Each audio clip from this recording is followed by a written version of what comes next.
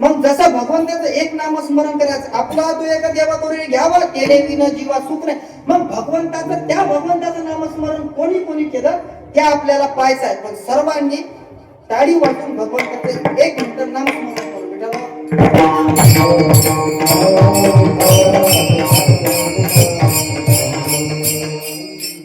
एक वेळेचा प्रसंग आहे गोरा कुंभाराचा. असा प्रसंग आहे, गोरा कुंभारांनी एक वेळेचा प्रसंग असा आहे त्यांच्या जीवनामध्ये, तेरडुकीमध्ये त्यांच्या गावामध्ये त्यांचा असा परमार्थ चालू होता, भगवंताचं नामस्मरण चालू होतं.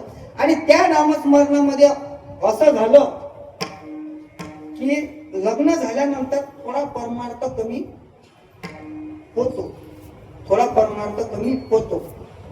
आणि त्या गोरा कुंभाराचा संसार चालत असताना असा गोड संसार, गोड परमार्थ, त्यांच्या जीवनामध्ये एक मुलगा आला, एक मुलगा झाला.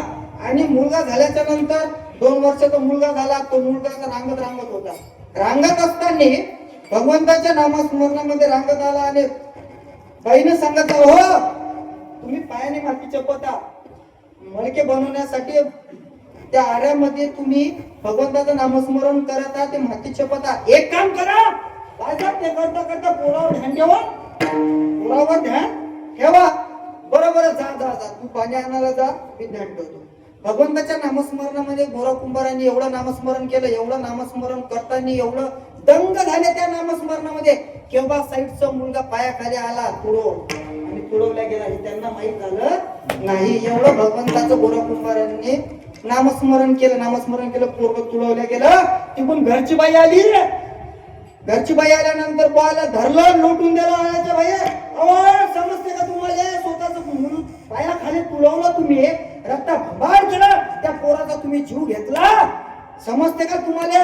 आता गोरा कुंभारांनी सर्व प्रसंग ऐकून घेतला. आपल्याजवळ टाइम कमी आहे, सर्व ऐकून घेतल्याच्या नंतर पण गोरा कुंभारांनी ते बोलता ती बाई बोलता घरची बाई बोलता अशी बोलली, कारण अंगाची आज झाल्यावर बोलणारच आहे ना. एवढं सोन्यासारखं लेकरू पायाखाली पुरवल्यावर घरची बाई बोलणार नाही, बोलणार आहे का.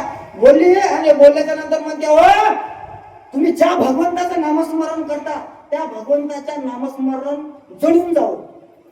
गोरा कुंभाराने सर्व सैन झालं. हे शब्द सैन झाला. गोरा कुंभाराने आव्यातलं लाकूड काढलं, माय मावल्या, हो, आणि बाईच्या अंगावर मारायला गेले. पहिले लोक एवढे मारेत म्हणते मी ऐकलो फक्त बद हातात मध्ये पहिले लोक जुन्या आबाजी ते एक मन होत, ते मी नाही सांगत, ते तुझ्याही धनाला माहित आहे, तुम्हाला सर्वांना ते मन माहित आहे. मी ते मन सांगत नाही, कारण माझं वय नाही. माणसाचं जेवढं वय आहे वयाच्या हिशोबाने बोला. एवढे मारत म्हणते जुन्या माणसं, बायाने एवढे मारत, पण आता मारत नाही. आता मार खाऊन घेते, आता मार खाऊन घेते, बाहेर नाही, ते घरातल्या घरात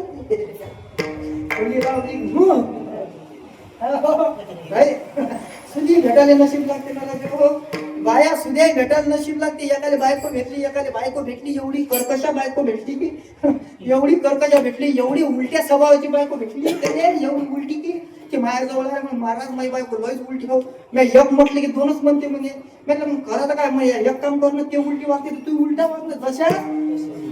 जशा तसे तू उलटा बघ ना. मग कसं करायचं म्हणे मला. तू जर शरबत मागितलं तर ते काय करते म्हणे चहा. मग तुला काय पाहिजे शरबत. तुला शरबत पाहिजे ना. मग तू एक काम कर, तू चहा माग ते शरबत चहा माग शरबत आणून देते. म्हणा घरी गेला मग त्याचा फायदा झाला राजू त्याचे. ऐकलं त्याचा फायदा झाला. फायदा झाल्याच्या नंतर मग त्याला मला जमलं राजू. जमलो मग आता जमल्यावर काय विषय एक झाल्यावर माणूस बोलून जाते. चांगलं झाल्यावर माणूस माणसाला बोलून जाते. हे नियम आहे. तो बोलून गेला मध्ये बोलूनच गेला. तो बोलून गेला. आला एक दिवस बस स्टँड होता. महाराज म्हणे काय म्हणे राजू पत्त फेरलं पाहिजे. म्हटलं कसं काय म्हणे घरातल्या घरात म्हटलं माझ्या तरी अनुभव आहे. मी लोकांच्या घरी येऊन 7-7 दिवस राहायचो. आणि लोकांचे पाहतो नजरीने लोक कसं आहे मुलामध्ये. आम्ही जिथं पोचतो तिथं त्याच घरी जातो. आणि मी हे बी मानतो ना सागर महाराज माहिती जिथं पोचते तिथं नाही तो माहिती आहे ना महाराज.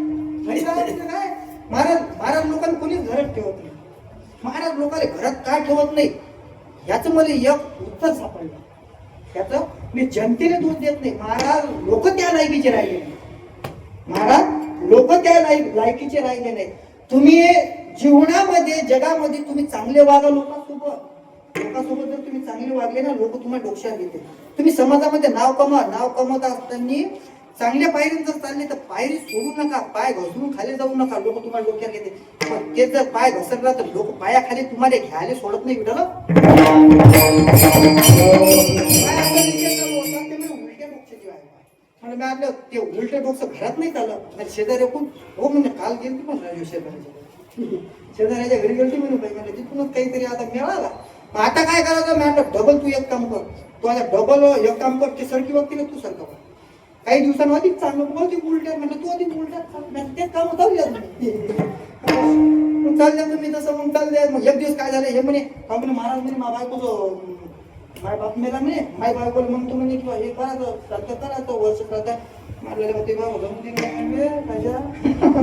काय जमून दे ना. मग काय कर एक काम करतो तू एक काम कर. तिला मन म्हटलं की अजिबात आपल्याला एक लोक सरदार जीव घालायचं नाही श्राद्ध करायचं नाही. ते म्हणे खाऊन करी ते म्हणे बस आपल्याला 5 लोकांच्या वर हे काय म्हणे माणूस 5 लोकांच्या वर आपल्याला जीव अख्ख्या गावाला फोन करतो. याच्या मनासारखं झालं. ते पिंड घेतली ते साध्याचं पिंड नदीवर गेले नदीवर येताले अंद्रे बाई चालले. ते म्हणे जाऊ नको ना जास्त पाहिजे. जाऊ नको ना वाहून जाशील. आता हे सारखं सांगे पण याचं समजलंच नाही. आपल्याला उलट बोलवते मग याचा एवढ्या धाका काय ज्ञान राहिलं गडबडीत. जाऊ नको ना वाहून जाशील ना विचार एकटी साहेब ना. जाऊ नको ना. गेली हो वाहून गेले. काही हे लढत बघा काय झालं म्हणे कोण तिथे वाहून गेली म्हणे. हे गेले पण कुकडे गेले इकडे हे गेले उतराच्या दिशेनं पाहिले. त्यांना आवाज दिला म्हणे ओ दादा इकडे आला म्हणे. काय इकडे काय चाललं मग तुम्ही उतर नाही राजू म्हणे माझी उभा उलटे डोक्याची होती ना इकडे वरे गेली असेल म्हणजे वरे जाऊन पाहिले. वर्ष 2 डोक्ष राहिले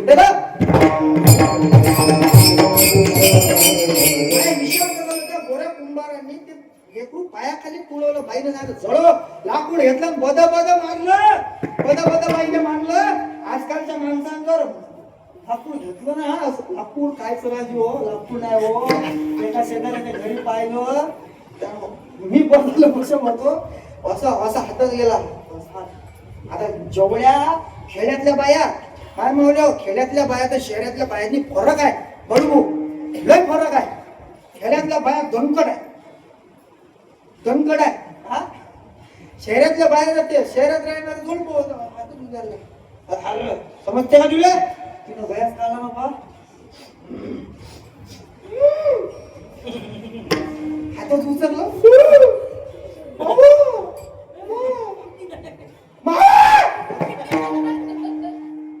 उचलला ना हात.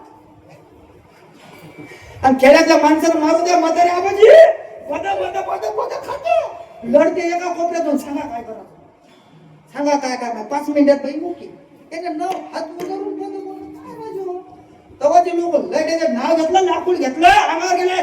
बाईला सांगितलं हात नाही लावायचं मागाले. बर देवाची शपथ आण टाकली. तुमच्या देवाची आण आहे. प्रत्येक बायकोला माहिती आहे आपला नवरा आपल्याला कुठे अटकते कोणी शब्दात अटकते.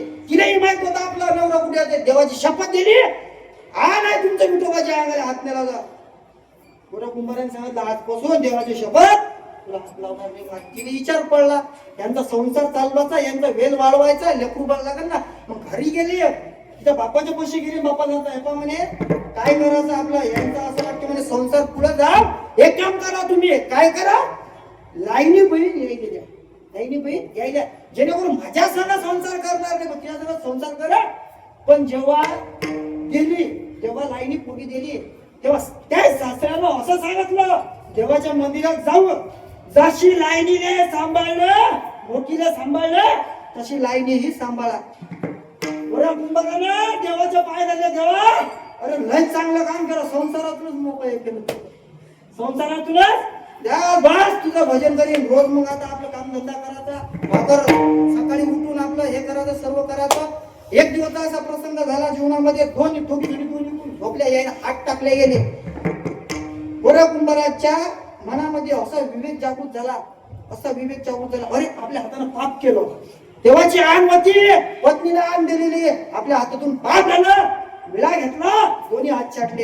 आता गोरा कुंभार बिन हाताचे झाले. आता दोन स्वयंपाक करत होते हातानं, आता हात नाही, आता काय खाते, प्रश्न पडला ना, आता काय खाते. मग त्यातनी आता यायच्यापेक्षा देवाला पेच पडला, देवाला पेच पडला ना. आपला भक्त एवढं नामस्मरण करते आपलं, आता गोरा कुंभार काय खाते. मग देवानी काय केलं, निघाले, कुंभाराचा वेश घेतला, निघाले पंढरपुरात. लक्ष्मीने अडवलं, चालले झटके झटके कशाला स्वयंपाक करा, तिथं त्यानेच खायला सोय नाही, तुम्हाला कोण खाऊ घालेल, बायको सांगायला लागेल ना स्वयंपाक करायला.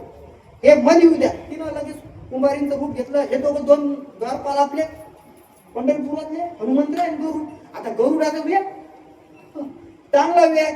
गरुडजी म्हणे तुम्हाला माहित आहे का, तुम्हाला म्हणे कुंभारापाशी दोन गाढवं असते, एक मात्याने एक मडतने आले, तुम्हाला समजते का म्हणे. देवा म्हणे काय आम्हाला येऊ द्या, निघाले. आता गरुडाचा वेग, गरुडानं गध्याचं रूप घेतलं, गरुडानं गध्याचं रूप घेतलं. आता गद बनलो, गद बांधलं. आता गद बांधल्या 100च्या स्पीडचा गरुड, गद बांधल्यावर किती स्पीड बनली, गद्याला गद झाल्यावर हलांची लागते, जोरात जमत नाही.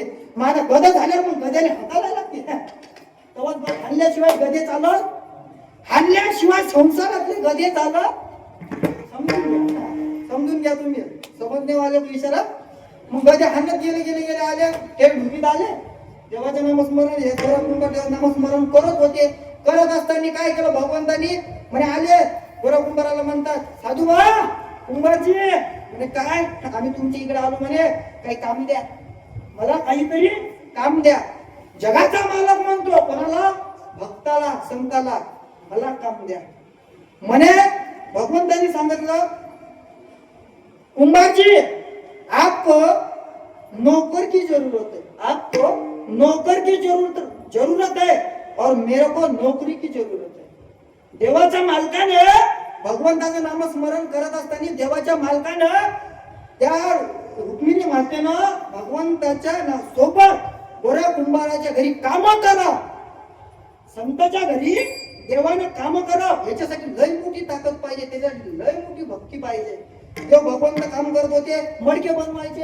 आता देव मडके बनवत होता, लक्ष्मी माता आपलं खाणं जेवण खावण बनवत मग यायचं चालू, तिकडून मडके बनवत आहे. देवानं मडकं बनवलेलं विकायला न्यायचे. आता देवानं जे मडकं बनवलं ते मडकं असं होतं, त्या मडक्याची अशी खासियतता होती म्हातारे बाबा, त्या मडक्यात 10 रुपये टाकले की 1000ची निघे, मडक्यात 10ची टाकली 1000ची निघे. एवढं जर दही टाकलं ना, एवढं हे मोठी धार लागे दह्याची, ते देवानं मडकं बनवलेलं होतं. आणि काही लोक यायचे गोरा कुंभाराच्या घरी, सांगायचे कुंभारजी तुम्ही जे मडकं बनवत होते याच्यापेक्षा तुमचा नौकर चांगला मडकं बनवते, तुमच्यापेक्षा तुमचा नौकर चांगलं मडकं बनवते. मग ते ऐकून गोरा कुंभाराला चांगलं वाटलं ना, आपल्यापेक्षा त्याला अभिमान झाला गोरा कुंभारांना की आपला नौकर आपल्यापेक्षा. तिथून काय झालं, एक वेळेस माऊली सर्वजण ते धुंडे हात झाले, ते माऊलींना यांना माहित झालं. सर्वांना चारी भावंड भेटीला आले. गोरा कुंभार म्हणजे काका काय गरज होती हात पुरून घ्यायची, आता कसा प्रपंच झाला. कोण म्हणते मुक्ताबाई, काका कसा प्रपंच झाला तुमचा. म्हणे मुक्ता तू टेन्शनच घेऊ नको, तू टेन्शनच घेऊ नको. माझ्या घरी असा नौकर आला, म्हणून असा नौकर कामाला आला की शेजारचे लोक सांगते, शेजारच्या गावातले, की तुमच्यापेक्षा तुमच्या घरचा नोकर चांगले मडके बनवते. मुक्ताबाईंनी ते विचार केला, देवांनीच पडून गेली. देवाला माहित होतं माऊली कोण्याही रूपात असो आपण ज्ञान आपल्याला ओळखते आणि माऊली जवळ तेवढं ज्ञान आहे. माऊलींनी जर आपल्याला पाहिलं आपण ओळखणार ते सर्व जण पडून गेले. मग त्यानंतर बसल्याच्या नंतर म्हणते, काका तुमचा संसार आता कसा झाला? म्हणे काही टेन्शन न घेऊ, पद्धतशीर चालू आहे, तू काही मुक्ता टेन्शन न घेऊ. म्हणे काय? म्हणे लय चांगले मडकं कुठे आहे बनवणार? मडकं बनवणार आहे ती म्हणे 8 दिवसात येते. मग म्हणे मडकं नसेल काका एखादं? म्हणे त्या कोपऱ्यात 2 मडके आहेत शिल्लक. ते मुक्ताबाईंना मडकं घेतलं आणि मडकं घेतल्याच्या नंतर त्याच्यात भगवंताचे शंख, चक्र, गदा, पद्म याचे सिक्के उमटले. ते घेतल्याच्या नंतर मुक्ताबाईनं ते माळ घ्यावा आणि आपल्या हृदयाशी लावावं. काकाला म्हणते, काका तुम्ही ओळखलं नाही का? हो तो कुंभार नव्हता, तुमच्या घरी येणारा कुंभार नव्हता, तो जगाचा मालक होता. जगाच्या मालकाने संताच्या घरी पाणी भरावं. पावडीने पाणी जागरी चक्र पाणी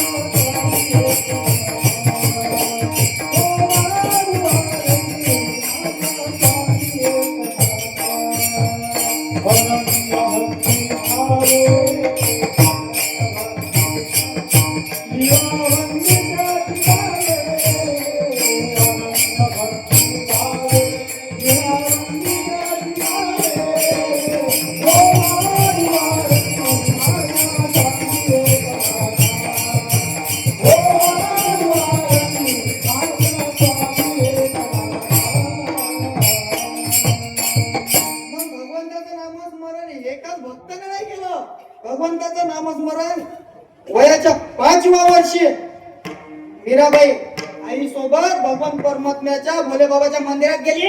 आणि जायच्या नंतर मीराबाई मंदिरात गेली आणि मंदिराच्या परिसरामध्ये गावामध्ये जर जत्रा असली ना काकाजी, जत्रा असल्याच्या नंतर काही दुकानं राहते आणि त्या दुकानामध्ये काही मूर्त्या विकणारे राहते, काही बॉल विकणारे राहते, वेगवेगळे साहित्य विकणारे राहते. आणि त्याच